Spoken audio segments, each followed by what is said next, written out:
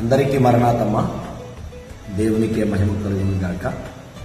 దేవుని ఉన్నతమైనటువంటి కృపను బట్టి ఈరోజు మనం చూసిన పాఠ్యాంశంలో యేసుక్రీస్తు ప్రభువారు దర్శించడానికి వెళ్ళారు అని జరుగుతుంది. ఆయన ఆకలి కొని వెళ్ళారు. ఆకలి అంటే మనలాంటి భౌతిక ఆకలి కాదు, కానీ దైవ చిత్తం నెరవేర్చడమే ఆయనకి ఆకలి ఉంది.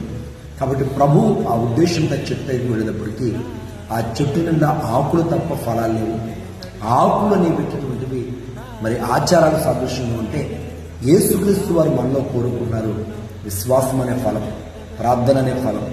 ఎప్పుడైతే ఫలములు కలిగి మనం ఉంటామో దేవునికి ఇష్టలుగా ఉంటాం. అదే మాట యేసుక్రీస్తు వారు చెప్తారు యోహాను సువార్త 15:8 మీరు బహుగా ఫలించడం వలన నా తండ్రి మహిమపరచబడతారు, మీరు నా శిష్యులు అవుతారండి. కనుక మనం దేవునిలో బహుగా ఫలించి దేవుని శిష్యులుగా ప్రభువునికి మహిమ తెచ్చేవారిగా, తండ్రికి మహిమ తెచ్చేవారిగా ఉండాలని